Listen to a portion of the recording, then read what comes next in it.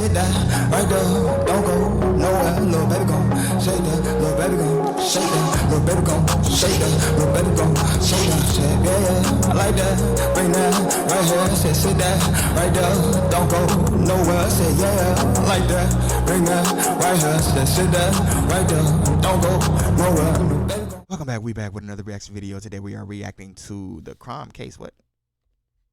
You were the worst. The crime case, true crime case tapes.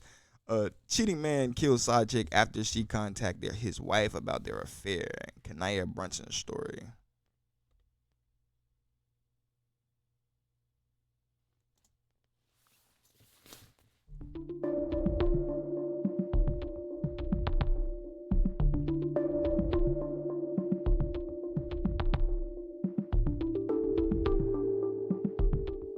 In the dead of night on September 24, 2022, a call pierced through Milwaukee's emergency dispatch. The caller's voice trembled as they described a scene that would haunt them forever.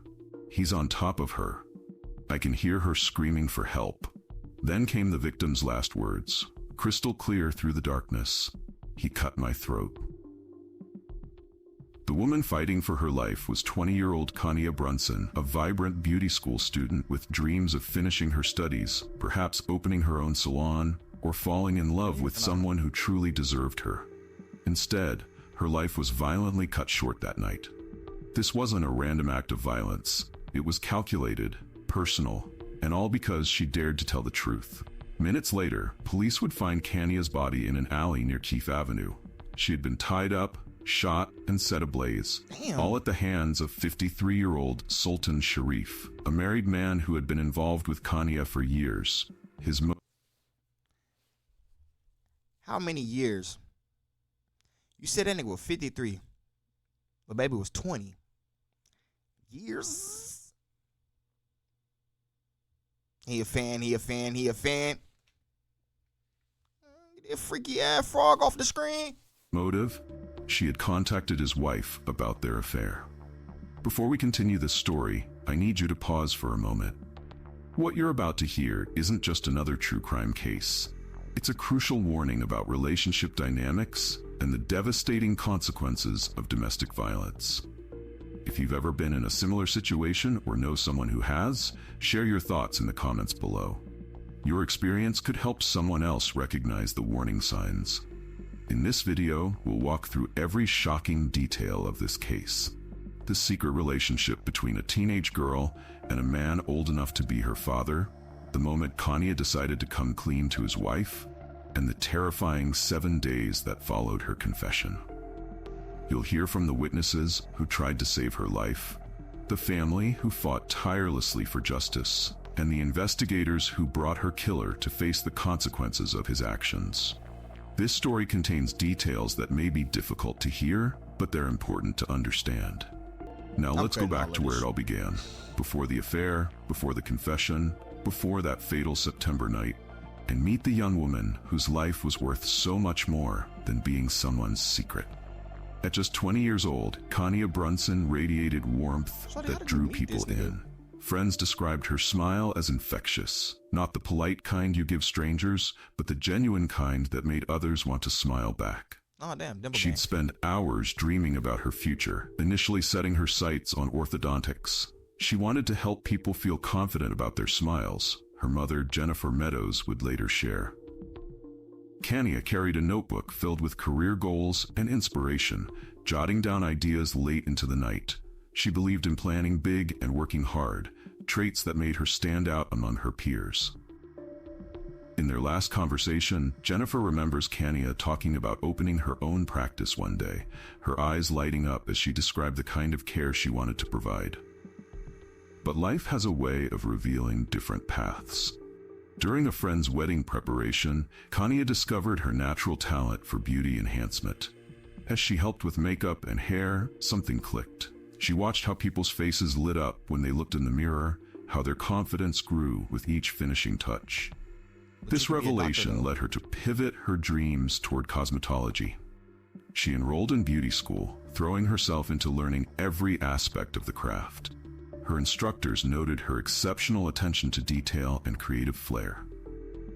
She'd practice for hours, perfecting techniques and developing her own style. The switch from orthodontics to beauty school wasn't just a career change. It was Kanye finding her true calling. Respect. The bond between Kanye and her parents defined her life. Her father, Shanti Brunson, taught her the value of independence and hard work. He'd often say, "Build your own dream, baby girl. Don't live someone else's." Fire. Her mother, Jennifer, was her confidant and biggest cheerleader, the person she'd call multiple times a day to share everything from major achievements to minor frustrations. They weren't just parent and child, they were best friends. The family unit was tight-knit, sharing Sunday dinners where they'd talk for hours about their weeks, their dreams, and their challenges. Kenya's younger siblings looked up to her as their role model, often seeking her advice on everything from school to relationships. Looking at Kanye's life, many viewers might see reflections of themselves or someone they love. She was the friend who dropped everything to help others, the daughter who still called home every day, the sister who never missed a family celebration. She documented her journey on social media, sharing both triumphs and setbacks with refreshing honesty.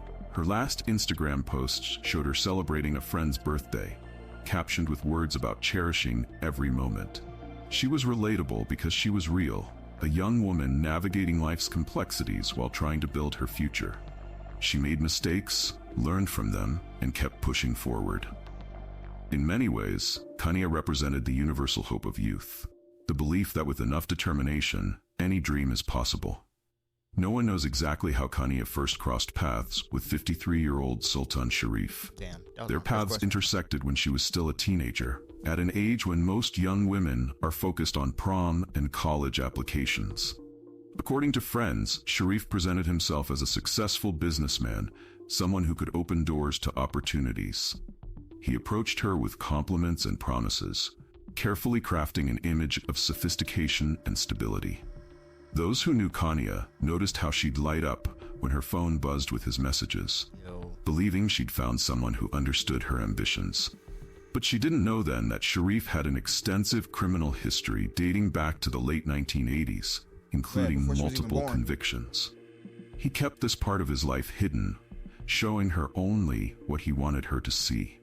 The 33-year age difference between Kanye and Sharif created a stark power imbalance from the start. He leveraged his life experience and financial stability to establish control in their relationship.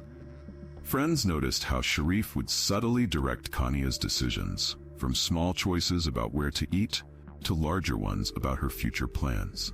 He'd often emphasize his wisdom and life knowledge, using these as tools to shape her perspectives. The age gap also isolated Kanye from her peer group. While her friends were discussing college plans and entry-level jobs, she was dealing with adult relationship dynamics she wasn't equipped to navigate. Sharif's marriage added another layer of complexity, forcing Kanye into a position where secrecy became normal and isolation became routine. As the relationship deepened, Sharif's true character began to surface. He was married, a fact he initially concealed from Kanye. When she discovered this truth, he spun elaborate tales about his unhappy marriage, promising to leave his wife when the time was right. The affair became a web of secrets and lies. Sharif would schedule meetings around his family's routine, creating a shadow life where Kanye existed only in carefully carved-out moments. He demanded discretion, insisting their relationship stay hidden. Yet he also made Kanye feel chosen, special, the emotional manipulation keeping her bound to him despite the secrecy. Their meetings became more frequent, their connection more intense, all while his wife remained unaware. The warning signs emerged gradually but distinctly. Sharif's behavior shifted from attentive to controlling. He began monitoring Kanye's social media activity, questioning her about male friends or colleagues. When she couldn't answer his calls immediately, he's a control freak. Because I'm like, bro, even if she does have male friends or colleagues, nigga, you're 50, she's 20, you have a wife. Stop being weird. You shouldn't even have started a relationship. What's wrong with this nigga? He'd leave increasingly aggressive voicemails. He started showing up unannounced at her workplace and home, always with plausible excuses, but clear undertones of surveillance. Friends noticed changes in Kania's behavior. She became more withdrawn, checked her phone constantly, and made excuses to cancel plans at the last minute. When confronted, she dismissed their concerns with practiced responses. "He's just protective." Or, "You don't understand our connection." Yeah, I'm not A week supposed to. before her death, weird. she confided in a close friend about feeling trapped, saying, "I don't know how to end this without everything falling apart." If you're watching this and recognizing similar patterns in your own life or someone you know, pause this video and take action. Below, I'm not gonna take action, but if y'all do want to, do your thing, and if you feel like it's somebody that you know that's in this situation, please try to get them some help. I've linked domestic ridiculous. violence resources in the description. These organizations provide confidential support and guidance. In the week leading up to that fatal September night, Y'all be mad at me pausing. in This is mid-September worse. 2022, Kania reached a breaking point. After discovering messages suggesting Sharif was pursuing other young women, she made the fateful decision to contact his wife. Hell no. This wasn't an impulsive act. Kania spent days drafting and redrafting the message, struggling with the weight of her choice. She confided in her best friend, saying, "I can't keep living with this guilt." When she finally hit send, she texted her mother, "I did something that needed to be done. I hope I made the right choice." See, I don't like to see because this is gonna come off as victim blaming. I'm just trying to get into the mindset, like, baby, you were 20, right? I don't know when you met this old man, but again, that nigga said years.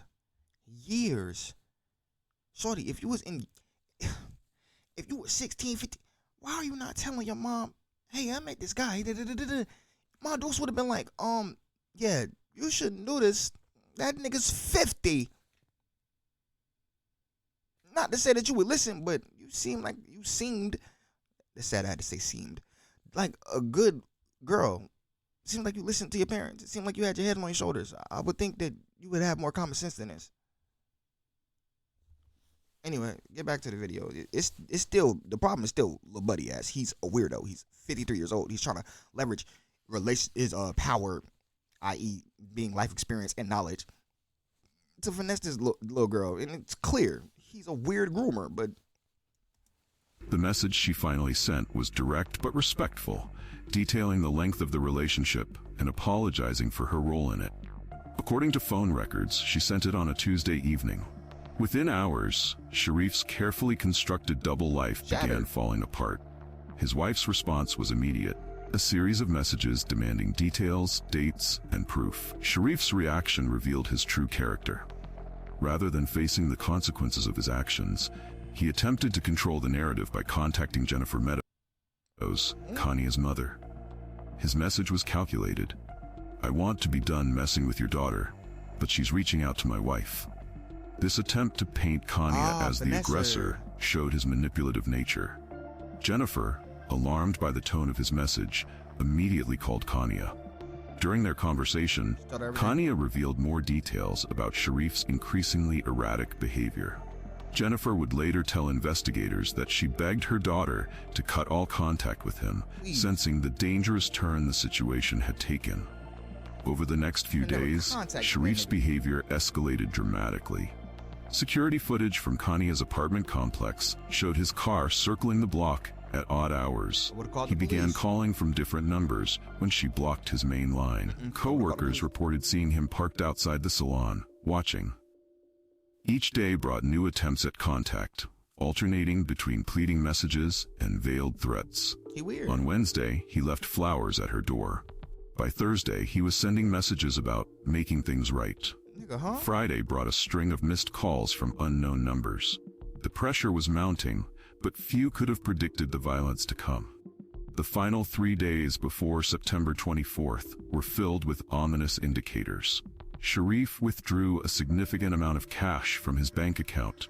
He was captured on gas station surveillance, buying gasoline in a portable container. Oh, God. Phone records showed he searched online for information about police response times in different Milwaukee neighborhoods. A witness later reported overhearing I'm not gonna lie, it should be like a system. Google need a system to where if niggas is starting to look up shit that's just clearly like, oh yeah, he's planning to get rid of a body or commit a crime. They need to just flag them niggas, and that shit need to get immediately sent to the local authorities. This is crazy. Hearing him in a heated phone conversation, saying, "This ends now." Kania herself seemed to sense the gathering storm. She told her friend she was considering filing a restraining order. Her last text to her mother read, "If anything happens to me, you know who did it." These weren't just warning signs anymore. They were the prelude to tragedy. September 24th, 2022 began like any other Saturday. Security cameras captured Kania leaving her apartment at 7:30 p.m., responding to what she thought would be a final conversation with Sharif to end things completely. Would have never met that nigga. At 8:15 p.m., traffic cameras spotted Sharif's vehicle entering the area near Keefe Avenue. A gas station security footage showed them pulling into its parking lot at 8:23 p.m., where they appeared to be talking. By 8:45 p.m., they had moved to a secluded alley. Multiple witnesses reported hearing raised voices. At 9:12 p.m., the first emergency call came in. By 9:30 p.m., first responders were on scene. The medical examiner later determined that the entire attack lasted less than 20 minutes. The key witness, a friend of Sharif who happened to be in the area, provided crucial testimony. Bro, ain't it the same picture that you put up of her dad? This is what I'm saying with the AI fucking generated edits. It's trash, bro. Don't do this. Oh, you actually showed a picture of her mom, and then you showed a fake picture of her dad. The AI picture, gang. It's the same nigga, bro. But proceed. They described seeing Sharif's car parked at an odd angle in the alley and approaching to check if everything was okay. That's when they heard Kania's desperate pleas for help. The witness immediately called 911, staying on the line while maintaining visual contact with the vehicle. Their account was precise. She was screaming, "Help me." Then I heard her say, "He cut my throat." The witness also observed Sharif making multiple trips to his trunk, retrieving items that would later prove significant to the investigation. Despite their own fear, they remained nearby, providing emergency dispatchers with critical, real-time information until police arrived. The evidence revealed the methodical nature of the attack. Investigators found that Sharif had bound Kania's wrists with wire he'd brought with him. The medical examiner's report indicated she had been shot at close range. In an attempt to destroy evidence, he had doused her body with gasoline from the container he'd purchased days earlier. Security footage from nearby buildings captured Sharif making a call immediately after the attack. Phone records would later show this call was to his brother-in-law, Johnny Hopgood, who arrived minutes later to assist in the attempted cover-up. The degree of preparation suggested this wasn't a crime of passion, but a premeditated act. Milwaukee police arrived to find a scene that demanded immediate action. Officers spotted the fire from 3 blocks away and called for emergency medical services while en route. They found Sharif still at the scene, attempting to flee in his vehicle. The hell? 2 officers managed to block his escape route with their patrol cars, while others worked to extinguish the fire and preserve potential evidence. The responding officers' body cameras captured Sharif's demeanor, described in reports as eerily calm. Their quick response and containment of the scene proved crucial, allowing crime scene technicians to recover vital evidence that might otherwise have been lost, including the murder weapon hidden in Sharif's vehicle and physical evidence that would later prove essential at trial. The investigation moved swiftly as detectives pieced together physical and digital evidence. Crime scene technicians recovered the wire used to bind Kania, the gas container, and shell casings that matched a weapon registered to Sharif. Digital forensics revealed a trail of text messages and call logs between Sharif and Kania in the days leading up to the murder. Surveillance footage from multiple locations helped establish a clear timeline. Detectives also obtained Sharif's internet search history, revealing queries about cleaning bloodstains and destroying DNA evidence. His credit card records showed calculated purchases, wire from a hardware store, the gas container, and a prepaid phone. Each piece of evidence pointed to premeditation, dismantling any possibility of claiming a crime of passion. When initially questioned, Sharif's wife provided him with what seemed like an airtight alibi, claiming he was home with her, watching television during the time of the murder. However, this alibi quickly crumbled under scrutiny. Cell phone tower data placed Sharif's phone in the vicinity of the crime scene, directly contradicting his wife's statement. Security footage from their neighborhood showed his car leaving their home at 7 p.m. and returning after midnight. When confronted with this evidence, Sharif's wife admitted to lying, revealing that he had called her after the murder, instructing her on exactly what to tell investigators. I don't care, I would have told the truth. This admission proved crucial, as it demonstrated Sharif's attempts to manipulate the investigation from the start. Johnny Hopgood's involvement emerged through phone records, showing multiple calls with Sharif immediately after the murder. As Sharif's brother-in-law, Hopgood initially claimed he was merely responding to a family emergency. However, security footage showed him arriving at the scene with additional gasoline and helping to destroy evidence. Investigators discovered text messages between the two men discussing plans to clean up a mess. When questioned separately, their stories contained significant discrepancies. Hopgood eventually broke under interrogation, admitting his role in attempting to destroy evidence. His confession provided investigators with crucial details about the aftermath of the murder and Sharif's state of mind during the crime. Prosecutors constructed a methodical case against both men. They established Sharif's motive through the text messages to Kania's mother about the affair revelation. The murder weapon, found in Sharif's vehicle, contained both his fingerprints and Kania's DNA. Cell phone data created a precise timeline of events. The witness's 911 call provided real-time documentation of the crime. Investigators also uncovered financial records showing Sharif had withdrawn large sums of cash and made suspicious purchases in the days before the murder. The prosecution built a timeline demonstrating how each piece of evidence supported their theory of premeditated murder. By the time they presented their case to the grand jury, they had accumulated over 300 pieces of evidence and statements from 27 witnesses. The trial began in January 2024, with Milwaukee County prosecutors presenting a meticulous case against Sultan Sharif. Throughout the proceedings, he maintained his innocence, offering conflicting accounts of that September night. His defense team attempted to shift blame to an unnamed third party, but surveillance footage and DNA evidence dismantled their alternative theories. The prosecution's case proved overwhelming, presenting text messages, financial records, and the witness's haunting 911 call. Key testimony came from the gas station attendant who sold Sharif the gasoline container days before the murder. Sharif's wife's admission of providing a false alibi further strengthened the state's case. The jury appeared visibly moved by the methodical presentation of evidence showing the calculated nature of the crime.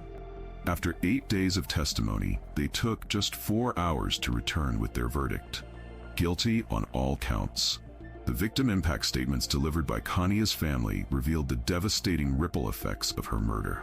Her mother, Jennifer Meadows, approached the podium clutching Kania's beauty school graduation photo. "You didn't just kill my daughter," she addressed Sharif directly. "You killed our future, our family dinners, the grandchildren I'll never hold." Her voice remained steady as she described the daily trauma of waking up to the reality of her daughter's absence. Kania's father, Shanti Brunson, spoke about the dream. Bro, stop showing random black men when you talk about somebody. Man, this mother. All right. 5 minutes left. Let's just go. Dreams they'd shared for her future. She was going to own her own salon. We had already picked out locations. He described how he still finds himself driving by beauty schools, forgetting for a moment that she's gone. Kania's younger siblings shared letters they'd written to their sister, detailing how her absence had created a void in their lives. Each statement painted a portrait of a family forever altered by a single act of violence. On February 15, 2024, Judge David Swanson delivered his sentence. He addressed Sharif's lack of remorse and the calculated nature of his actions. "This court has seen many tragic cases," Swanson stated, "but the level of premeditation here is particularly chilling." He noted the multiple opportunities Sharif had to step back from his plans, emphasizing how each step toward murder was a conscious choice. Right.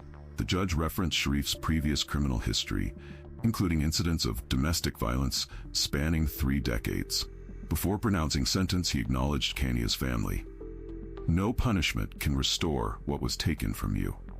He then sentenced Sharif to life in prison without the possibility of parole. Johnny Hopgood received 15 years for his role in attempting to destroy evidence. The judge also ordered both men to pay restitution to Kania's family for funeral expenses and counseling costs. The Milwaukee community's response to Kania's murder sparked several initiatives addressing domestic violence and age gap relationships. Local beauty schools established the Kania Brunson Scholarship Fund, providing education opportunities for aspiring cosmetologists. Domestic violence organizations began incorporating Kania's story into their awareness programs, highlighting the dangers of controlling relationships and the importance of supporting those who come forward with information. The Milwaukee Police Department enhanced their training protocols for responding to domestic violence calls, particularly those involving significant age differences between partners. Community leaders organized support groups for families affected by similar tragedies. Local salons joined together to create a safety network, implementing protocols for stylists who might be experiencing threatening relationships. The case also prompted discussions in local schools about healthy relationships and recognizing manipulation tactics. A mural dedicated to Kania's memory now stands near her former beauty school, serving as both a tribute and a reminder of the importance of speaking up against abuse.